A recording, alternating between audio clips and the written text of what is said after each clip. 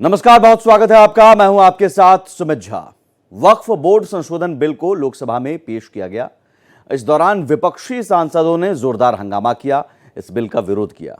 वहीं अल्पसंख्यक कल्याण मंत्री किरेन रिजिजू ने बिल को ज्वाइंट पार्लियामेंट्री कमेटी को भेजने की सिफारिश की है और स्पीकर ने कहा कि इस पर जल्द ही कमेटी बनाई जाएगी। आखिर इस बिल को लेकर बवाल क्यों मचा है और इस बिल को लाने की जरूरत क्यों पड़ी, क्या है संशोधन और इसका असर क्या होगा, इन तमाम सवालों का जवाब जानने की कोशिश करेंगे 5 की पड़ताल में। लेकिन पहले ये रिपोर्ट देखिए।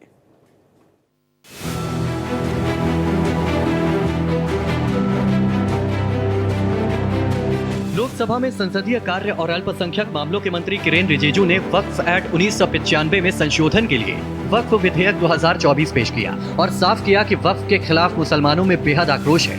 वहीं विपक्ष के भारी विरोध के बीच किरेन रिजिजू ने वक्फ बिल को जेपीसी में भेजने की सिफारिश की, जिस पर स्पीकर ने कहा कि जल्द ही कमेटी बनाई जाएगी।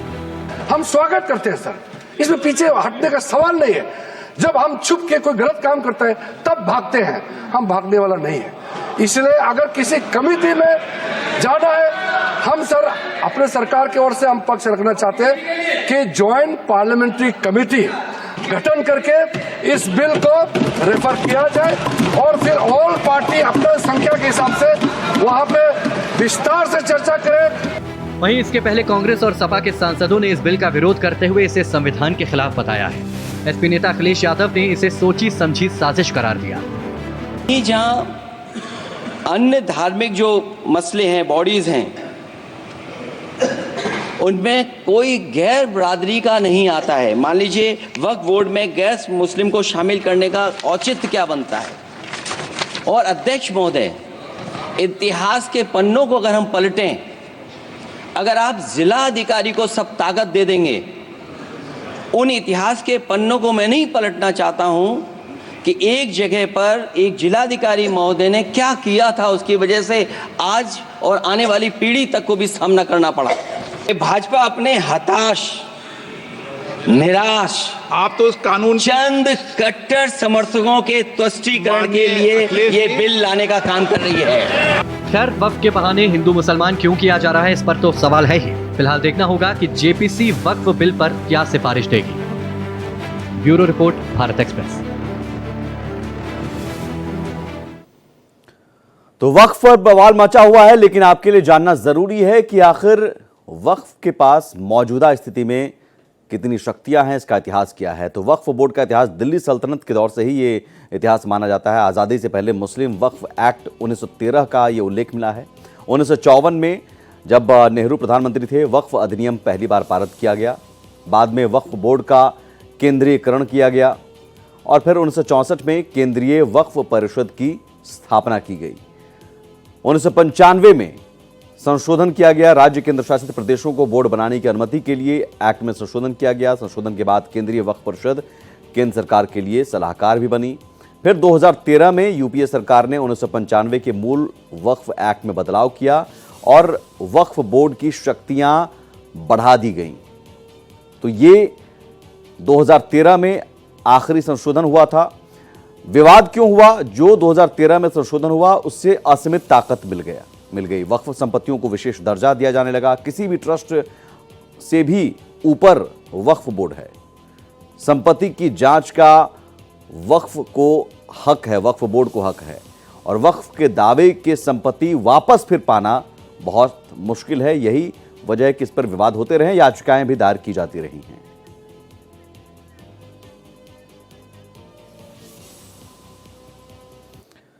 और इस पर चर्चा करने के लिए पैनलिस्ट में जो हमारे साथ मेहमान मौजूद हैं, सबसे पहले आपका उनसे परिचय करवा दें। संजय मिश्रा हैं, राजनीतिक विश्लेषक।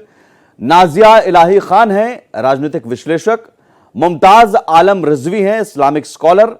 और ऋषभ तिवारी हैं, बीजेपी के प्रवक्ता। बहुत स्वागत है आप सभी मेहमानों का। मुद्दा यही है कि वक्फ बोर्ड को लेकर जो संशोधन बिल पेश किया गया उस पर बवाल क्यों और उसे हिंदू मुसलमान का एंगल देने की कोशिश क्यों, इसे समझने की कोशिश करते हैं। तमाम मेहमान हमारे साथ जुड़े हुए हैं। नाजिया इलाही खान, सबसे पहले आपसे सवाल, इस संशोधन को क्या सिर्फ सियासी एंगल से देखकर एक मुस्लिम वोट बैंक के नजरिए से देखकर विरोध हो रहा है, या विरोध करने की कोई बड़ी वजह है? ये बहुत बड़ी वजह है। सबसे बड़ी वजह यह है कि चोर की दाढ़ी में तिनका हमने ढूंढ लिया है।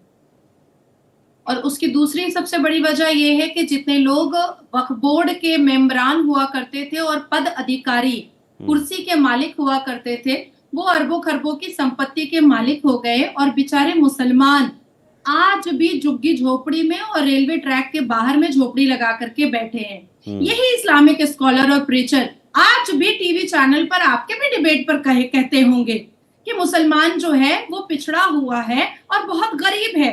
तो ये जो 200 करोड़ से ऊपर की रेवेन्यू आ रही है, इससे क्या मुसलमान शिक्षित नहीं हो सकता? क्या मुसलमान रिफॉर्म नहीं हो सकता?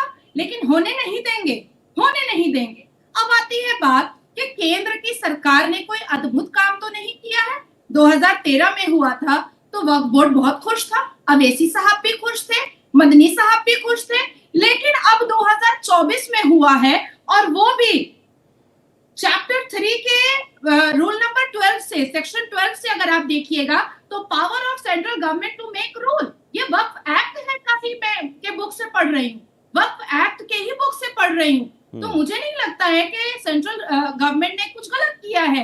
अब आती है बात, हजारों लाखों जो कंप्लेन है वक्फ बोर्ड के खिलाफ में, उसमें से लाखों कंप्लेन मुसलमानों ने भी किया है। मुसलमान भी परेशान हैं ये लैंड जिहाद माफिया से।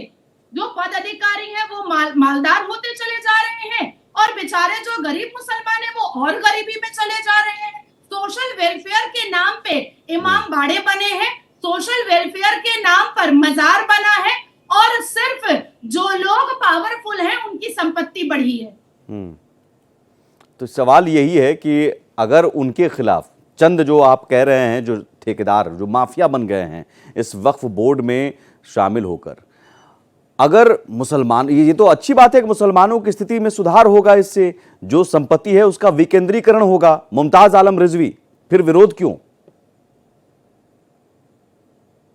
ऐसा है कि जो मुखालफत की बात हो रही है वो 2-3 चीजें ऐसी की गई हैं। एक तो ये कि आपने पूरा सरकार ने पूरा इसको एक जो वक्फ बोर्ड से हटा करके पावर दे दी है कलेक्टर को, उसको पावर दे दी, ख्याल से ठीक नहीं है।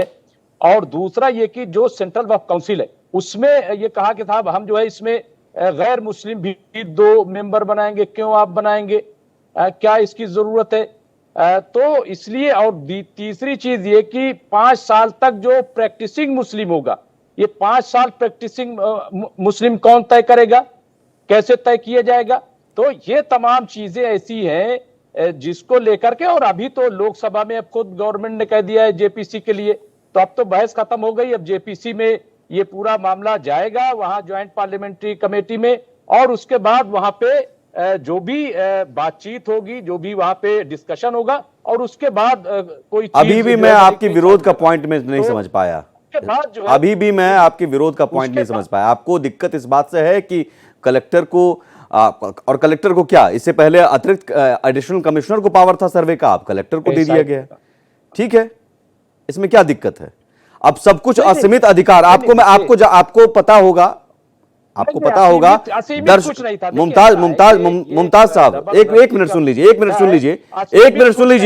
मुमताज साहब एक मिनट सुन लीजिए। मैं दर्शकों की जानकारी के बता दूं, जो वक्फ बोर्ड के पास आज मौजूदा शक्ति है वो किसी भी इस्लामिक राष्ट्र में जो शक्ति दी गई है उससे भी कहीं ज्यादा शक्ति दी गई है।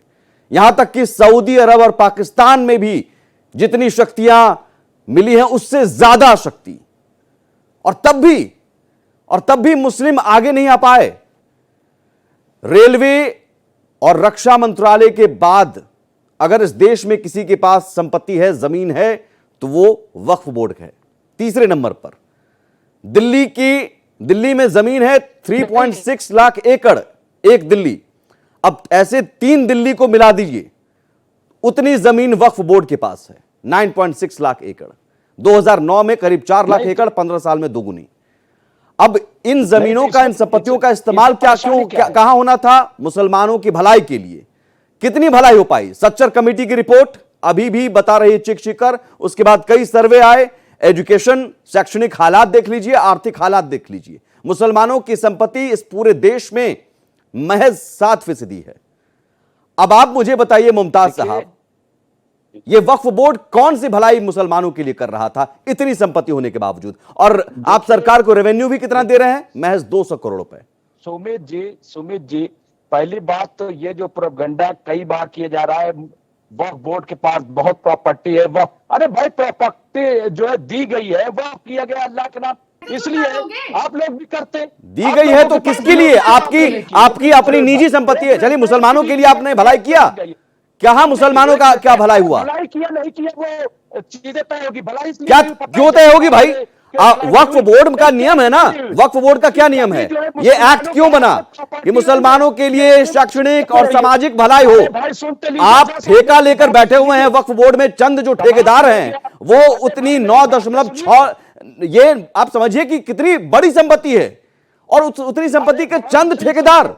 सच्चर कमेटी की रिपोर्ट भी आई है। सच्चर कमेटी की रिपोर्ट सिर्फ वक्त पे नहीं आई है, बहुत सारी चीजों पे आई है। क्यों मुसलमानों के हालात नहीं बदले? ये तो हैरान कर देने वाली रिपोर्ट है साहब। सुमित झा साहब, एक बात सुन लीजिए, पहले मेरी बात सुन लीजिए। हाँ झा साहब, ऐसा है कि कभी भी मुस्लिम के हाथ में ये वक्फ रहा ही नहीं, वक्फ बोर्ड।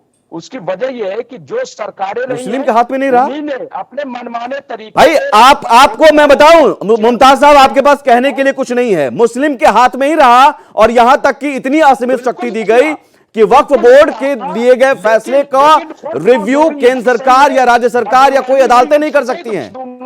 इतनी असीमित शक्ति दी गई आपको कांग्रेस की अगुवाई वाली यूपीए सरकार ने। जा रहा है उसकी, देखिए शक क्यों होता है? सुनिए सुमित जी, शक क्यों होता है? उसकी वजह क्या है कि जब मोदी सरकार कैबिनेट बनाती है, आप शक करते रहिए साहब, मेरे सवालों का जवाब आपके पास नहीं है। नाजिया इलाही खान, इतनी संपत्ति 3 दिल्ली मिलाकर अगर किसी के पास संपत्ति हो तब भी मुसलमानों की यह हालत, और उनके पास कहने के लिए कुछ नहीं है।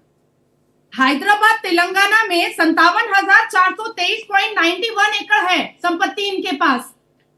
मात्र सिर्फ इलाहाबाद में 3,390, जिसमें दरगाह बनाया है 98, जिसमें कब्रिस्तान बनाया है 996, जिसमें ईदगाह बनाया है 18, जिसमें करबला की चौकी बनाया है 93, जिसमें मदरसा बनाया है 44, जिसमें मस्जिद बनाया है 408, लेकिन एक भी एकेडमिक क्वालिफिकेशन के लिए कुछ भी नहीं। यहाँ तक कि एक नर्सिंग सेंटर नहीं, यहाँ तक कि एक कंप्यूटर सेंटर नहीं। जवाब दीजिए मुमताज साहब। ब्यूटिशियन सेंटर, मुमताज साहब और नाजिया इलाही खान दोनों रखिए। सरकार जिम्मेदार है, क्योंकि अच्छा, संपत्ति आपके पास, जिम्मेदार सरकार। संपत्ति आपके पास और जिम्मेदार सरकार। इसके लिए मुसलमान थोड़ी जिम्मेदार है। सरकार ने दलितों को जिंदगी हो गई है। नाजिया इलाही खान और मुमताज को जिम्मेदार है। यही तो सरकार का काम मुल्ला बनाने का है क्या? सरकार मदरसा तोड़ करके एकेडमिक क्वालिफिकेशन का काम करती है तो तुम लोगों को मिर्ची लगती है, तुम लोगों को मिर्ची लगती है। किसका चेयरमैन? तुम लोगों ने मुसलमानों को बर्बाद किया है, तुमने मुसलमान कम्युनिटी को बर्बाद कर दिया है तुम लोगों ने। और देखो कैसे गाड़ी में घूम रहे हो तुम, देखो कैसे कार में घूम रहे हो तुम, जो मुसलमान के झोपड़ी में रहते हैं उनसे मिनिस्टर बनाएंगे, एक भी मुस्लिम नहीं रखा गया। मुसलमानों को टिकट नहीं दिया जाएगा। आजाद एजुकेशन फाउंडेशन जहाँ पे स्कॉलरशिप कर दी गई, बताइए। अरे मुमताज, कोई अर्थ है, कोई प्रूफ है? सच्चर कमीशन की क्या रिपोर्ट प्रूफ के नहीं है? हिसाब से मुसलमान दलित से क्या पीछे प्रूफ चाहिए? शिक्षा में क्या काम किया? क्या बोर्ड प्रूफ के पैसे चाहिए? से क्या काम किया बोर्ड के पैसे से तुमने मुसलमानों के लिए? बताओ। नहीं, क्या क्या प्रूफ चाहिए बताइए, क्या प्रूफ चाहिए बताइए।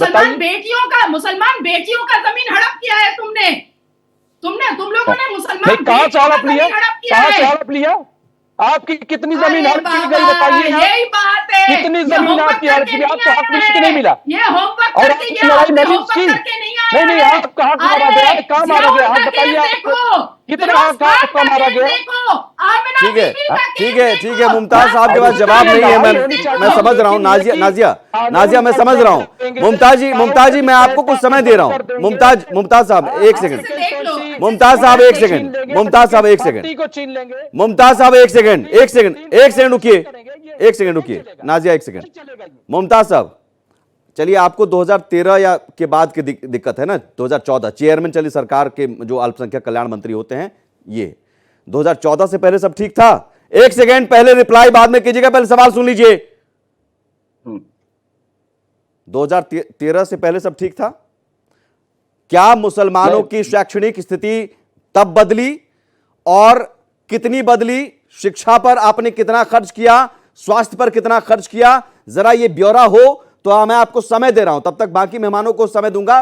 गूगल कर लीजिए, जो कर ले है कर लीजिए। आप अपने लोगों से मंगवा लीजिए आंकड़ा। एक सेकंड, फैक्ट्स के साथ नो फैक्ट्स के साथ, तथ्यों के साथ यहां बात होगी। नाजिया फैक्ट्स के साथ आ रही हैं, मैंने आपको फैक्ट्स गिनाए हैं।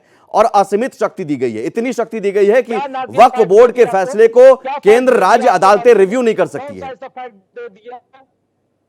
मैं ये कह रहा हूं कि सरकारों के हाथों में बोर्ड रहा है, हमेशा सरकारों के हाथ में रहा है। जो सरकार आई अपने मन मर्जी से जो चेयरमैन बनाया, आप देखिए यूपी में तो क्या सरकार है तो 2013 में तो बड़ा खुश थे।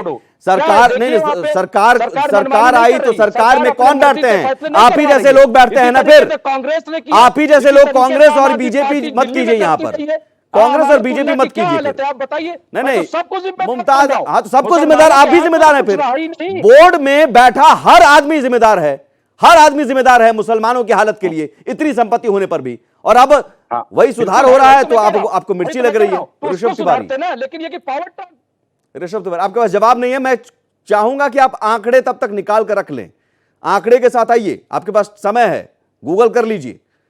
मैं पूरा समय दे रहा हूं आज आपको, तथ्य लाइएगा। ऋषभ तिवारी, यहां कांग्रेस और बीजेपी के सवाल, इनके पास जवाब नहीं है तो कह रहे हैं चेयरमैन हमारे मुताबिक नहीं है। अब इतना सब कुछ है इनके मुताबिक, अब चेयरमैन भी इनको इनके मुताबिक चाहिए।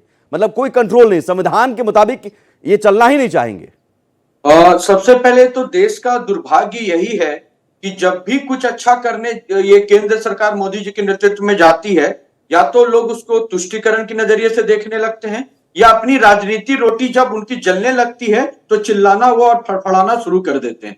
सबसे बड़ा विषय यह है कि मुस्लिम मुस्लिम मुस्लिम मुस्लिम करके इन्होंने आज इतने सालों से राजनीति की, किनका भला करके ये निकल कर आए।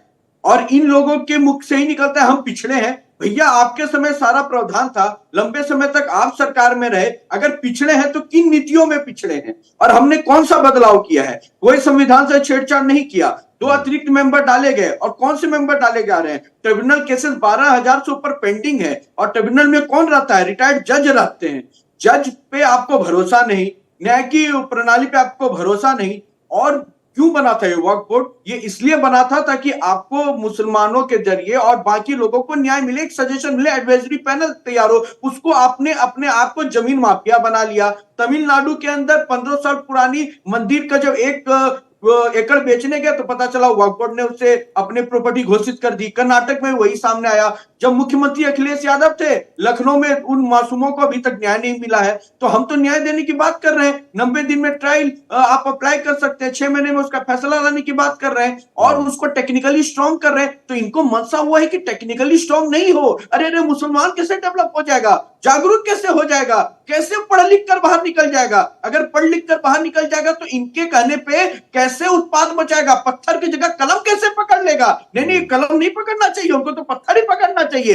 तो मुसलमानों को भी सोचना होगा कि इन ठेकेदारों की रोजी रोटी बंद करें, जो उनके हाथ में कलम पकड़ाए पत्थर के जगह, उनको उनके साथ चलना शुरू करें। और भारतीय जनता पार्टी तो अंत्योदय मूल मंत्र से चलती है। कई ऐसी जगह हमें वोट नहीं मिले, फिर भी वो आवास योजना के तहत आवास बना। कई ऐसी जगह हमें मुस्लिमों ने वोट नहीं दिया, फिर भी हमने आयुष्मान योजना दिए। तो हम तो सबका साथ सबका। ऋषभ तिवारी, इनका कहना है कि चेयरमैन भी जो सरकार चुनती है, सरकार के मुताबिक चेयरमैन होता है, जो अल्पसंख्यक कल्याण मंत्री होते हैं, वो भी इन्हें दे दीजिए। देखिए, कहने का विषय यह है कि इस देश में टोपी लगा लो, दाढ़ी बढ़ा लो, और अपने आप को बड़ा मुसलमान बता के सारे मुसलमान के नाम पे गंदी राजनीति, ये इस्लामिक स्कॉलर कुछ मैं कह रहा हूं जो बैठ कर करते हैं ना, वो अपने आप को ठेकेदार जो बताते हैं, उन्होंने ही देश में नफरत कोई ठेकेदार नहीं बता रहा है, लेकिन जो जहरीले शिक्षा उन लोगों ने ही दिया है। आप सही से काम कीजिए। कृपया करके मैं उनको स्पष्ट करता हूं, अगर आप इस देश में APJ अब्दुल कलाम बनकर रहेंगे तो सर झुका के नमन करेंगे कसाब बनकर अगर घुसेंगे तो फांसी पे लटकाएंगे। हम उन नीतियों पे चलने वाले लोग हैं। तमाम जो मुस्लिम स्कॉलर हैं, इस्लामिक स्कॉलर हैं या वक्फ बोर्ड से जुड़े हुए लोग हैं, लेकिन कुछ मुस्लिम भी हैं, वो कह रहे हैं कि ये ज़रूरी था क्योंकि इसमें पारदर्शिता नाम की चीज़ नहीं है। वक्फ बोर्ड में इतनी संपत्ति, तीन दिल्ली जैसे को मिला दें, 3 दिल्ली उतनी संपत्ति, 9.6 लाख एकड़ ज़मीन वक्फ बोर्ड के पास। रक्षा मंत्रालय, रेलवे के बाद वक्फ बोर्ड के पास इतनी ज़मीन है। और सोचिए, इतनी संपत्ति होने के बावजूद इस देश में मुसलमानों की हालत क्या है। बाकी अल्पसंख्यकों के मुकाबले मुसलमानों की शैक्षणिक स्थिति बेहद खराब। सामाजिक तौर पर तो खैर उन्हें मजबूत करने की कोशिश के नाम पर सियासत होती रहती है, वोट बैंक बनाते रहते हैं सियासी पार्टियां। शैक्षणिक और आर्थिक तौर पर कम से कम उन्हें मदद मिलनी चाहिए थी, मजबूत होने चाहिए थे। वक्फ बोर्ड के पास इतनी संपत्ति है क्योंकि वक्फ एक्ट है और ये कहा भी गया है कि इस संपत्ति का इस्तेमाल मुसलमानों की शैक्षणिक या आर्थिक स्थिति को बेहतर करने के लिए, या फिर हम आपदा में हम साथ देंगे, आपदा के लिए इस फंड का इस्तेमाल होगा, संपत्ति का इस्तेमाल होगा। कहाँ हो रहा है? अगर हुआ तो फिर मुसलमानों की हालत बेहतर क्यों नहीं हुई? नाजिया, ये सवाल बहुत पहले से भी बना हुआ था, लेकिन चूंकि वोट बैंक, मुसलमान वोट बैंक के तौर पर इस्तेमाल होते रहे हैं इस देश में अब तक, और एक समूह उसका इस्तेमाल करता है, मुसलमानों में ही जो एक समूह है, एक नेता है, और वो उनके पास सब कुछ है।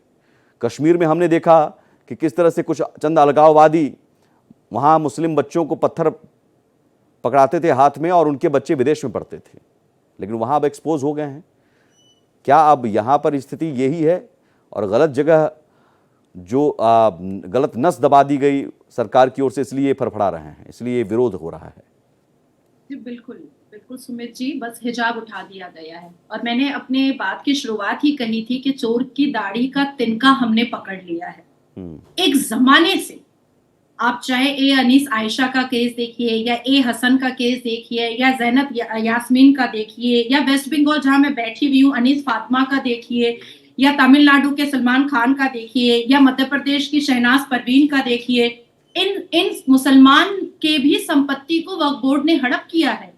आप सोचिए कि 1631 और 1648 में जो ताजमहल शाहजहां के ऑर्डर पर बना, 2005 में वक्फ बोर्ड ने कहा कि ये वक्फ बोर्ड की संपत्ति है।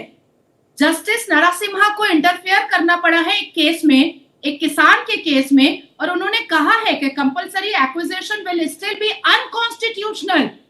अनकॉन्स्टिट्यूशनल आप नहीं कर सकते हैं। आप सेक्शन 5 का नोटिस दे करके किसी किसान का आप खेत ले लीजिएगा और कहिएगा कि ये आपका है, वक्फ बोर्ड की प्रॉपर्टी है। आप सोचिए, याद कीजिए सुमित जी कि इलाहाबाद हाई कोर्ट के अंदर एक मस्जिद थी। सुबह सुबह देखा गया कि वक्फ बोर्ड का हरा हरा बोर्ड लगा दिया और कहा कि ये हमारा वक्फ की प्रॉपर्टी है। सुप्रीम कोर्ट को इंटरवीन करना पड़ा और सुप्रीम कोर्ट ने कहा कि मस्जिद हटाओ यहां से। जजेस को कहना पड़ता है कि कल को तुम कह दोगे कि लाल किला हमारा है, फिर कहोगे कि सुप्रीम कोर्ट हमारा है, फिर कहोगे कि हाई कोर्ट हमारा है। ये कहां से हो रहा है भाई? तमिलनाडु का पूरा गांव कह दिया कि हमारा है, 1500 साल की मंदिर कह दिया कि हमारा है। 123 प्रॉपर्टी जो दिल्ली की कांग्रेस ने तोहफे में दे दिया वक्फ बोर्ड को, वो आज भी अंडर ट्रायल है।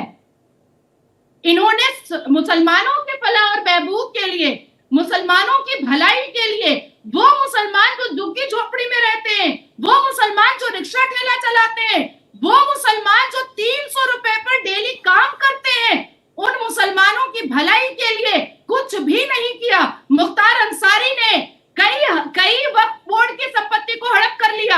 आज तो मेरे सर्वे में यहाँ पर भी आया है कि लीज पर असदुद्दीन अवैसी ने भी संपत्ति लिया था।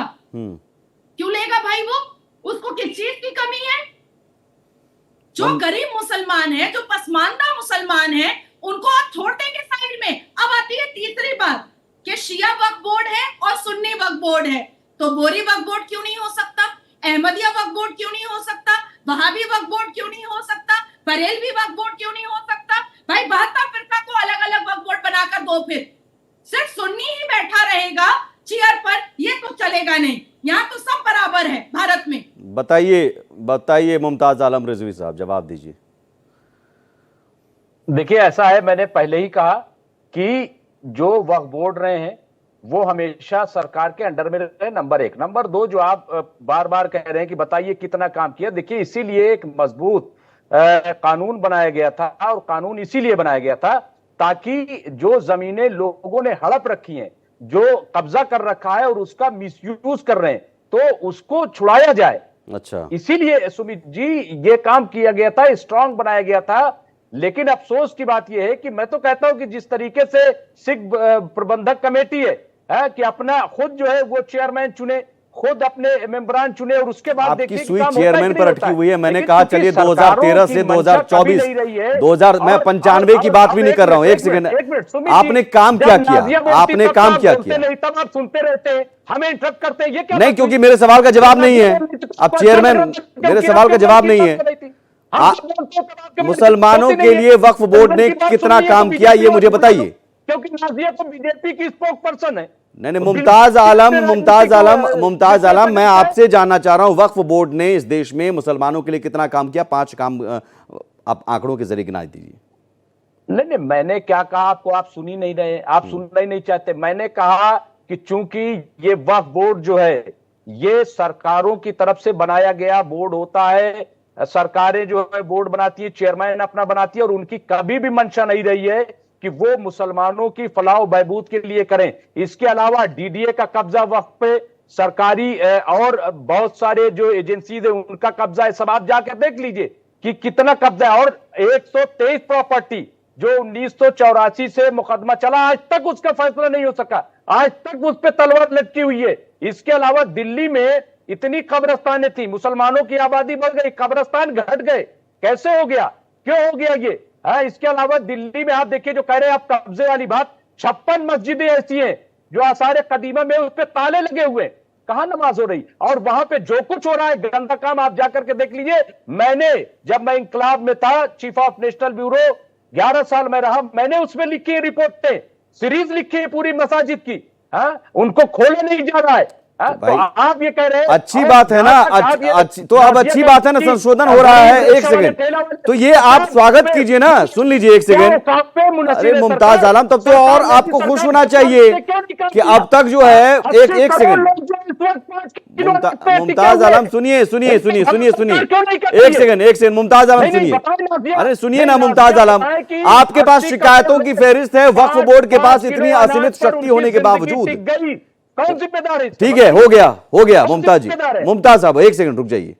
इतनी असीमित शक्ति होने के बावजूद इतनी शिकायतें हैं, तो अच्छी बात है ना कि अब हाई कोर्ट में भी शिकायत की जा सकती है ट्रिब्यूनल के फैसले के खिलाफ। अब तक तो बड़ा पेचीदा हो गया था कि आप कोर्ट में रिव्यू पिटिशन नहीं डाल सकते हैं ट्रिब्यूनल के फैसले के खिलाफ। अब तो ठीक है, अधिकार मिल रहा है, कुछ गड़बड़ियां चल रही हैं, कुछ करप्शन चल रहा है, तो उसके खिलाफ आवाज उठ सकते हैं, आप भी उठा सकते हैं, ये अधिकार आपको मिल रहा है, तो खुश हो जाइए। मुकदमा कहां चल रहा है बताइए जरा से, 1 मिनट। 123 प्रॉपर्टी का मुकदमा कहां चल रहा है? ट्रिब्यूनल में चल रहा है कि कहां चल रहा है बताइए। नहीं, आपको एक नाजियस पूछ लो, कहां चल रहा है? ट्रिब्यूनल में 12,000 मामले चल रहे हैं, क्या सुनवाई हुई? नहीं, तो पूरे हिंदुस्तान में लटका हुआ है। सुप्रीम कोर्ट में मामले नहीं लटके हुए हैं, हाई कोर्ट में मामले नहीं लटके हुए हैं। ट्रिब्यूनल नहीं, तो लटके हुए हैं, तो नहीं, तो इसका मतलब क्यों जो फरियादी हैं वो फरियादी 10 सालों से अपना नहीं, आप ट्रिब्यूनल, तो अच्छी बात है ना, अच्छी बात है, ट्रिब्यूनल को सुधारा जा रहा है, फिर ट्रिब्यूनल को सुधारा जा, अच्छी बात है, फिर समय सीमा तय किया जा रहा है संशोधन से, अच्छी बात है ना, फिर आपको मिर्चू क्यों लग रही है? अच्छी बात है ना। और सारी पावर आप जो है नौकरशाही को दे रहे हैं, तो पब्लिक लोग क्या करेंगे? जो गवर्नमेंट है वो क्या करेगी? अरे तो भाई पब्लिक दे दीजिए, पब्लिक, अरे नौकरशाहों को पावर नहीं दिया गया था, तब पब्लिक के लिए क्या हुआ? मुसलमान बच्चे पढ़ पाए? उसको टाइट कीजिए, नहीं उसको आप ना, मुसलमान बच्चे पढ़ पाए? मुसलमान बच्चों के लिए कितने आपने पढ़ाई की व्यवस्था की? तो सीधा करवाया जाता है, चेयरमैन से तो अपना काम करवाया जाता है। चेयरमैन कर रहे हैं, ऐसा लग रहा है वक्फ बोर्ड के बाकी सदस्य वहां झक मार रहे हैं क्या? और बार ये कि वक्फ प्रॉपर्टी, अरे भाई आज ये बताइए, वक्फ प्रॉपर्टी अगर बना रहे हैं, उसको छुड़वा रहे हैं, रजिस्ट्रेशन, भाई रजिस्ट्रेशन का काम किसने शुरू करवाया था? सेंट्रल वक्फ काउंसिल में हर जगह, हर बोर्ड में 2-2 कंप्यूटर, 2-2 लोगों को रखा गया था, स्टाफ को, ताकि तमाम जो वक्फ की जो रजिस्टर्ड नहीं है उन तमाम प्रॉपर्टीज को तो बोर्ड में रजिस्टर किया महिलाओं जाए को क्यों नहीं और दिया था? जो लोग काबिज हैं चेयर उनको महिलाओं को क्यों कब्जा नहीं से दिया उनकी था? जमीन छुड़ा करके मुसलमान कोई 1 रुपया बेटियों दे को रहा क्यों है, नहीं बनाया था बोर्ड वहां मेंबर? पे किराया बोर्ड मेंबर कोई 5 मुसलमान रुपया बेटियों माहाना को क्यों नहीं किराया दे रहा बनाया है, था? तो जवाब उनका नहीं देगा किराया बढ़ा मुमताज, जाए। इसी एकदम के जवाब लिए नहीं मुमताज देगा साहब जवाब मुमताज। दीजिए, ये नाजिया एक्ट नाजिया का भी बना था, जवाब दीजिए। उसको गलत तरीके से पेश किया जा रहा है। अब उसको ये कि अच्छा ये कौन सी बात हुई कि जहां जहां ये कहा गया उसमें नए कानून में कि जहां पे सरकारी जो और सरकार और वक्फ बोर्ड के दरमियान मुकदमा चल रहा है, तो जैसे ही ये लागू होगा कानून, वो मुकदमा खत्म हो जाएगा, वो वक्फ प्रॉपर्टी नहीं रहेगी। उसके बाद उसका बिल्कुल सर्वे सही होगा है, और फिर वो बिल्कुल सही है, कलेक्टर के पास जाएगा, बिल्कुल वो सही जो है। है फैसला किसी करेगा। के कोई जैसे मुसलमान हो अपने जाएगा अब्बा तो का वक्फ प्रॉपर्टी जागीर नहीं थोड़ी रहेगी। लेकर आया हाँ? था। इससे कौन सा फायदा हाँ? होने जा रहा है मुसलमानों का? आप लोग क्या इससे कौन सा फायदा होने जा रहा बाबर और है अकबर के बताइए वंशज जरा है हमें। क्या? मुसलमान कौन है सा या फायदा बाबर होने और जा रहा है? औरंगजेब के और वंशज 5 साल की है कोर्ट क्या? 5 साल प्रॉफिट प्रैक्टिसिंग मोहम्मद के मुस्लिम मानने होगा, वाले हैं वही या बात कर पाएगा। औरंगजेब की इसका क्या पैदाइश है? फायदा होगा ये भी तो मुसलमानों को बता जरा दीजिए। चलिए नाजिया इनके पास सवालों के जवाब नहीं। आपके देखिए मुमताज साहब, मैंने आपसे सवाल पूछा कि मुसलमानों की भलाई के लिए वक्फ बोर्ड ने क्या किया, आपने नहीं बताया। अच्छा, आप जो कह रहे एक सेकंड आप जो कह रहे हैं ना, तमाम जो शिकायतें जो कर रहे हैं, तो अच्छी बात है। ये इसीलिए तो मजबूत बनाया अरे गया भाई था। मजबूत जब बनाया जा रहा है, यही तो कह रहा हूं, कानून मजबूत पारदर्शिता बनाया जाता मजबूत है। बनाना और कानून असीमित को शक्ति देना। कमजोर नहीं किया जाता। हाँ? अगर औरतों के साथ ज्यादती हो रही है तो मजबूत कानून बनाया जाता है। हाँ, तो कानून को कमजोर नहीं किया जाता। वही तो कह रहे हैं ना भाई, वही कितनी- तो कहा जा कितनी रहा है कि औरतें- औरतों को भी दो वोट मेंबर। मुमताज साहब, कितनी महिलाएं इस बोर्ड में थी? छीनने की कोशिश कितनी की महिलाएं इस बोर्ड में थी? लैंड जिहाद के नाम पे जमीन कितनी महिलाएं इस बोर्ड में थी अब तक? अफसोसनाक कितनी है। महिलाएं इस बोर्ड में थी? इसीलिए मुमताज JPC साहब, में कितनी मैं महिलाएं बहुत वक्फ बोर्ड में थी? सरकार के इस फैसले से मैं बहुत खुश हूँ नहीं कि देगा सरकार जवाब ने सुमित जी, फैसला क्योंकि लिया। नहीं थी। जवाब ये नहीं जो है। बिल है वो नहीं थी। जेपीसी में भेजा जवाब नहीं जाएगा। है। हाँ, अब जब जेपीसी में जाएगा वहां पे बातचीत होगी, वहां पे डिस्कशन होगा और उसके अब बाद कोई सोचिए कि फैसला हमारे लिया जाएगा। केंद्र की बहुत सरकार का कितनी अच्छा खूबसूरत है फैसला मुमताज। अच्छी बात है ना, उन्होंने खुद कह फोर्सफुली दिया। नहीं किया जा रहा है। करता ऋषभ तिवारी इनको कम से कम ये खुशी है कि आपने जेपीसी में भेज दिया।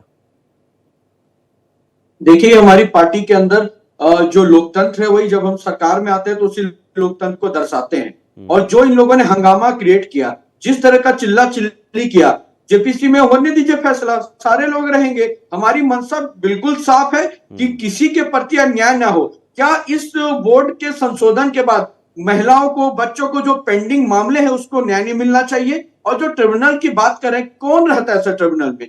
जज रहते हैं, रिटायर्ड जज रहते हैं, मेंबर ऑफ काउंसिल रहते हैं, एडीजी रहते हैं। अगर इस तरह के रैंकिंग के लोग रहेंगे तो आपको दिक्कत क्या है इसमें? आप न्याय चाहते हैं या केवल अपने लोगों को बैठा कर न्याय करना है? कुछ चुनिंदा लोग जो उसके ठेकेदार बनकर केवल जमीन हत्या कर उसके प्रॉपर्टी पे अपना मनमौजी तरीके से काम कर मुस्लिमों को दबाकर उनको उनकी भविष्य को कब्र के अंदर पहुंचाकर वो अपना आलीशान मकान बनाकर बैठे हुए हैं। और दूसरी बात, मुंबई का हमें वो केस नहीं भूलना चाहिए जब ऑस्ट्रेलिया से बड़ी कंपनी आके वहां पे एक बड़ा प्रोजेक्ट लगा रही थी। इसी वक्त बोर्ड के कुछ चुनिंदा ठेकेदार और माफिया बोलूंगा मैं, जो मुसलमान के नाम पे माफियागिरी करते हैं, सो कॉल स्कॉलर बन के निकल कर आते हैं, उन्होंने प्रोजेक्ट को वहां से खत्म करने का काम किया। और वहीं पे स्लम बन के आज लोग 300, 400, 500 के लिए मोहताज रहते हैं।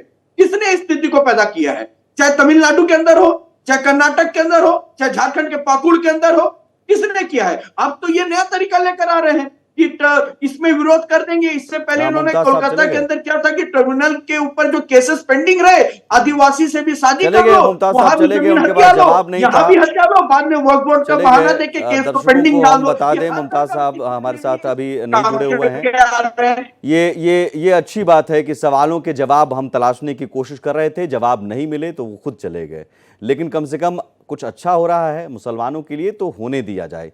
लेकिन सवाल यहाँ पर ये है ऋषभ तिवारी जी, टाइमिंग को लेकर विपक्ष ये कह रहा है कि अभी क्या जरूरत है? एनसीपी की तरफ से सुप्रिया सुले ने ये सवाल उठाया कि ये टाइमिंग अभी अचानक क्या हो गया? देखिए, इनके साथ समस्या बड़ी है। बंगाल में बड़ा फेमस कहावत है, मैं हमेशा दोहराता हूं, जो तो दोष नंदो घोष, हमेशा दूसरे पे गलती थोप देना। अब ये जब भी हम कुछ लेकर आते हैं तो टाइमिंग पे सवाल। जब हम वो पुरानी जब 2024 के समय जब वो बिल संशोधन की बात हम कर रहे थे तो उस समय भी चुनाव को देखकर, ये इनकी नीति, इनकी सोच है जो हर कुछ ये चुनाव समय को देखकर करते हैं। भाई साहब, 10 साल से बहुत सारे काम हमने किए, एक एक करके करते आए। ये भी ड्यूरेशन के तहत आया है 2013 के बाद। ये इस पे बहुत दिन से वर्क किया, कोई डायरेक्ट हम आपके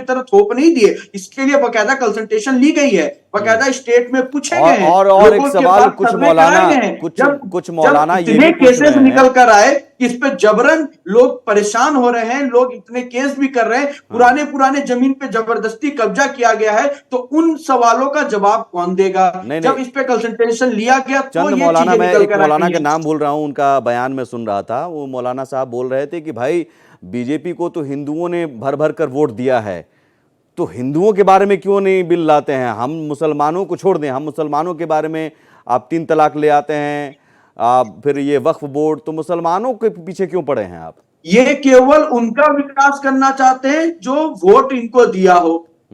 तो हमने कई ऐसे जगह पे कमेटी, तो इसमें गलत क्या है? महिलाओं को न्याय नहीं मिलना चाहिए? अगर इस बोर्ड में संशोधन करके इसे और मजबूत करने की हमने बात कही, तो दिक्कत क्या है? न्याय नहीं मिलना चाहिए? और हिंदू की चिंता जो ये बैठ कर रहे हैं, अगर इतनी चिंता है तो उन लोगों के साथ खड़ा रहना बंद करें जो आतंकवाद के समर्थक होते हैं, जो देश में रहकर देश को तोड़ने की बात करते हैं। और दूसरी बात, हिंदू मुस्लिम सिख ईसाई कौन वोट दिया नहीं दिया, अरे हम उन लोगों की तरह नहीं जो टोपी और तिलक देखकर योजना निकाले। अगर कोई रोड निकला है तो वो सबके निकला है, हिंदू मुस्लिम देख के उस पर कोई नहीं चलेगा।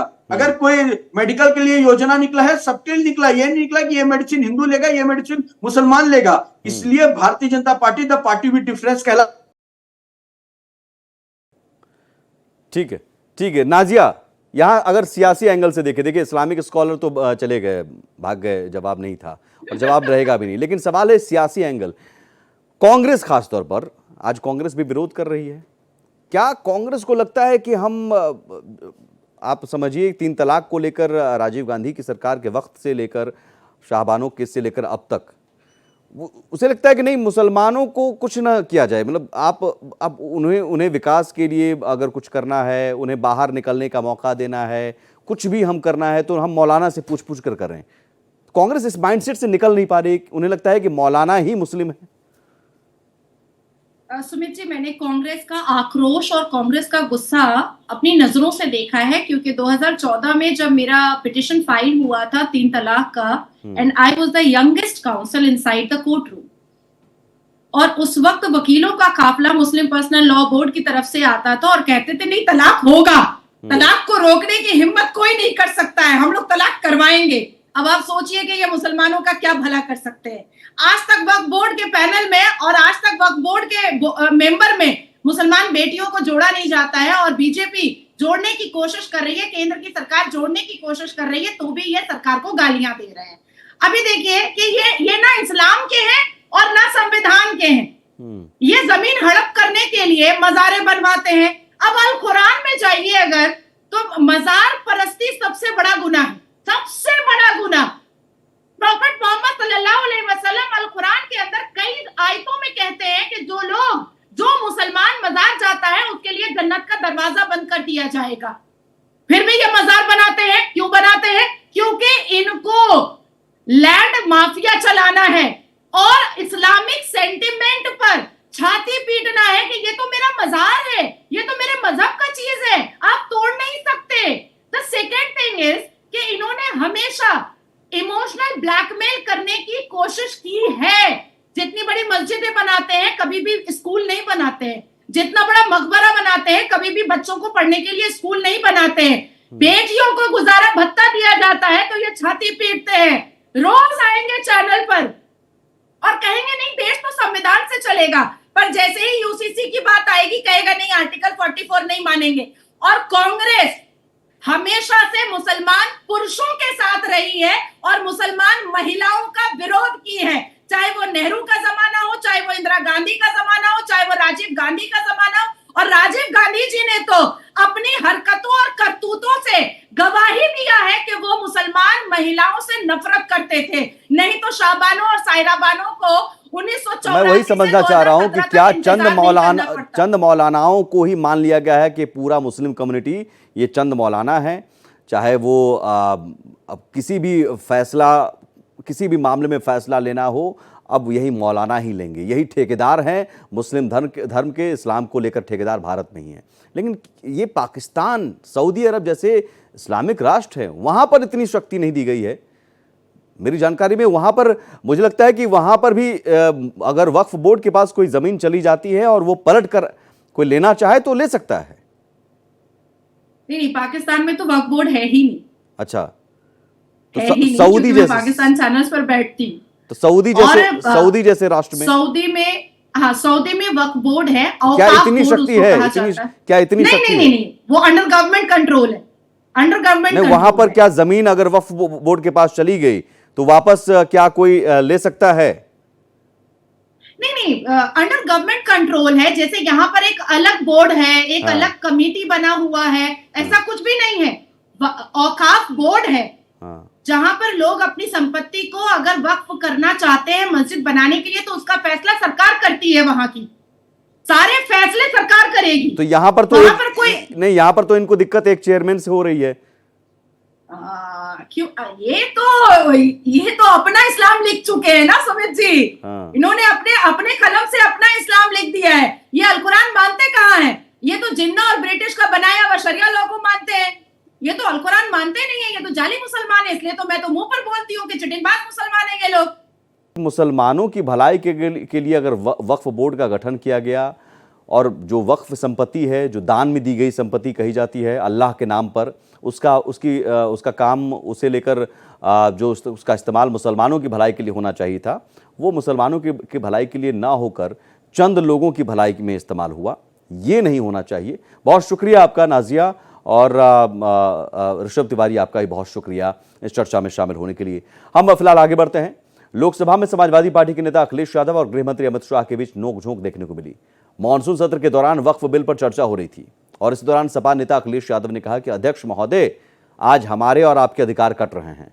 अध्यक्ष महोदय, आप लोकतंत्र के न्यायाधीश हैं। मैंने इस लॉबी में सुना है कि कुछ अधिकार आपके भी कम हो रहे हैं। हम लोगों को आप लोगों के लिए लड़ना पड़ेगा। मैं इसका विरोध करता हूं। अब इसी अखिलेश यादव के बयान पर अमित शाह ने कहा कि अध्यक्ष पर अधिकार केवल विपक्ष का नहीं, पूरी सदन का अध्यक्ष पर अधिकार है। इस तरह का गोलमोल बात आप नहीं कर सकते हैं। सुन लीजिए। अध्यक्ष महोदय, आज तो हमारे आपके अधिकार कट रहे हैं। मैं याद कीजिए अध्यक्ष महोदय, मैंने आपसे कहा था कि आप लोकतंत्र के न्यायाधीश हैं और मैंने अध्यक्ष महोदय सुना है इस लॉबी में कि कुछ अधिकार आपके भी छीने जा रहे हैं। उसके लिए हम लोगों को लड़ना पड़ेगा आपके लिए। अध्यक्ष महोदय, मैं इस बिल का विरोध करता हूं। अध्यक्ष के अधिकार अखिलेश जी सिर्फ विपक्ष के नहीं है, पूरे सदन के हैं।